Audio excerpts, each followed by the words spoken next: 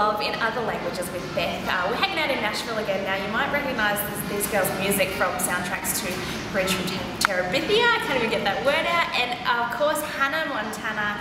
It is Amber, Sarah and Julia from Everlife. Welcome guys. Thank you. Well, you guys you're so young, but you've been making music for 13 years already. Yeah. Give us a quick wrap up of what your career has been so far.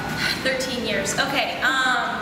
We were 8, 11, and 13 whenever we started, and Julia came to me and was like, hey, let's start a band, and our parents were involved with youth leadership at our church, and so she was like, let's take how they help people and music and put it together. And so we started performing, eventually moved here to Nashville, worked with some producers that led to working with other people. We started working with Disney for a while, and then we've been independent now for about 3 years on our own. So I've heard that you girls made a pact when you were real little to about your music. Yeah, it was basically that. I mean, that we were just like, hey, let's do this and let's try to help people and inspire them and let's do it together. And it's interesting because when you live on the road with people, like, I mean, a lot of band friends that we have, like, you become family instantly. I think it's a little more different dynamic when you already are family to begin with. Because at the end of the day, you're like, oh my gosh, I can't believe you did this and you took my stuff and I hate this song, but I love you, you're my sister. I have to, you know, and I think it's been actually really helpful for us. We've always done everything together, so it just kind of seemed like a natural thing at the time.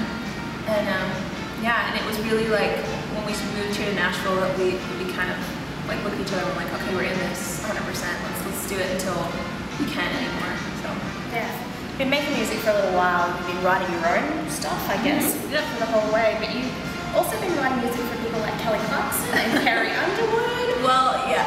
I'm making music, it's not real country. Yeah, we basically, Sarah and I decided, well, all three of us, like whenever we have opportunities to write for other people, or even if it's just with different production teams, like if they're pitching songs to people, like, let's just try just kind of write to write and then hope that somebody likes it. Yeah, and so we were trying to write a Christmas country song the other day, and just to even stretch ourselves, because we've literally been writing this like pop rock kind of thing for a really long time, and we just want to be able to continue to hone our skills at what we do. And so I was sitting there and I was really confused and I was just like, I just stuck, I don't know what to do. So I like Googled, they're like, what are you doing? I said, nothing. And I wrote in how to write a country song. It was just like, yeah, it was like, it was really funny, and it didn't help me at all. So we just kind of reworked everything. But I think it's good too, like sometimes with writing, you write a song and you go, this doesn't sound anything like us, it doesn't sound anything like me, it doesn't sound like anything like that we're used to, and you go, this could fit with somebody else, this obviously relates to me, and it can relate to somebody else, but it's just the sound that's not fitting, and I think it's really important to stretch out and do that, you know, with writing. Julia, you've just got back off the road from hanging out with Miley for her, like doing backing vocals for her. You guys are toured with the Jonas Brothers, the Cheetah Girls. What's it like being in that world as a Christian group? It's big. No, it's we were actually just talking about this on the way over here. It's really important that you make sure you are surrounded by people that keep you accountable, because it's very easy to get like your lines start blurring of like, well, this is what I believe and what I know, and then when you're around something different for so long, you're like, wait, what? That doesn't seem as bad or different as I thought it was before, you know? And so it's really important, and I think that's why it was always good for the three of us being in that big of a world, and like it's just different than anything we've ever done. We had each other, and our parents too. I mean, our parents have always been like keeping us grounded, like, hey, don't do that. No, please don't do that. Yeah. So. Yeah. What about you guys? Yeah, it's the same thing. I mean, it's so important to have one person or two people, or not even somebody on the phone, because when you're that far away and you're in that world, it's like you get immune to things, and you think, like yesterday that was awful, but today it's really not bad. You know, like, or that actually is really cute, you know, and that kind of stuff. And you either have to be really, really strong to where nothing can break you at all, but as humans, I don't think we're made that way. And that's why we have partners in life, and that's why we have people that keep us accountable. And that's just, honestly, that's like the number one thing about that whole world, that whole atmosphere that you have to have in your life, or you're just going to break apart. Yeah, that's great advice. Now, you girls are involved with a couple of organisations organisations, but the one I want to talk to you about today is the Conduit Mission. Tell us what it is and why you got involved. Well, it's really cool. We've been here in Nashville now 7 years, and a friend of ours, Darren Tyler, has been an artist manager for a long time. He ran a Bible study that the three of us would go to when we were home, and then my husband ended up being involved with it, and it was just really cool. And then they ended up, I guess it's been almost 3 years. Oh my gosh, it's been almost 3 years that it literally has been separate on our own. We were just a Bible study that said, we're here to study the Word and take our resources and be a conduit, like a pipe that funnels in resources and funnels them right now.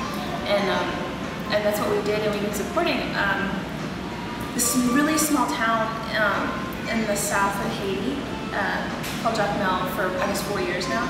And also a place here in Columbia, Tennessee called Place of Hope, which is a drug and rehabilitation center,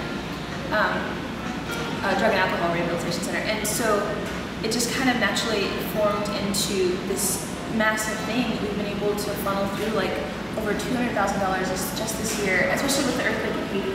Like, it literally was amazing, the support that we found. And we started because there were like 12 of us in this Bible study that we've done. And so Conduit Church has begun, but it's the mission is separate. It's conduitmission.org, and we've been really blessed because as the three of us, we've always wanted to be involved in something that we know where our funds are going, we know where the support is going. We know that when we send someone out, we get updates from kind of like the front lines, you know.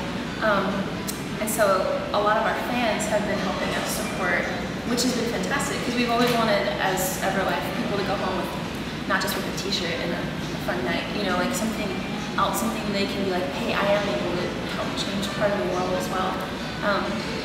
And we always feel like we're called to affect the world around us and the community in front of us. So, yeah, we've just been encouraging our fans to really become involved.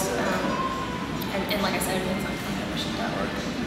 Check out the website. Now, I heard you girls love Australia. Yes. I haven't been there. I've wanted to go there since I was a kid, and I don't even know where it came from. She seriously has said that since she was since I was a kid, and then it turned into the whole, I'm gonna find an Australian guy and I'm gonna marry him just so he talks to me all the time, and it'll never get old. And then I was like, that's a really terrible foundation for a relationship. Sarah literally signed up for like immigration, how to get in, how to like come visit Australia. I get it every month. Every month I get like, new details of if you want a work visa or if you want to. It's retarded. But I mean, I know what's going on. That's awesome. What's coming up next for you guys? Are you recording music at the moment? Yeah, I mean, we've been writing and just trying to record, and we've been trying to compile a record for like over a year and a half, and working with all of our schedules, and it's been kind of nice this time around because working with Disney, it was always very like, write the song, record the next day, your album's due a week ago, you know, like, so stress. Yeah, totally stressful. And so we've been literally taking this time and just playing as many shows as we can and just trying to be on the road, but mostly just sitting with our music and really letting it come to us as opposed to us going into like, you know, this like going to Stress City and being like, okay, oh my God, we have to have something, you know. So it's been really good. And so we released to like an acoustic EP and then the one called What's Beautiful in February.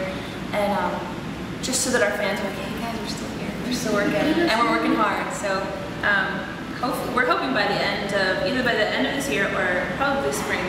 Spring's more like it. We should just say it, that we're going to. We don't even know. We don't know. We're just making it up. Making news. So yeah, that's kind of what's next for us. And what's your website and Twitter that people can follow along what you're doing? Website is everlifeonline.com, and Twitter is just @Everlife, and then we're on Facebook and every other social media website you can think of. Just type Everlife. Yeah. Absolutely. Make sure you look them up and get into their music. It's pretty cool, and we're going to try and get them down to Australia very, very soon. In the meantime, though, check out what we're doing, leol.com.au. Follow us on Twitter @LeolMagazine. Catch you guys soon. Thank you so much, everyone. Thank you.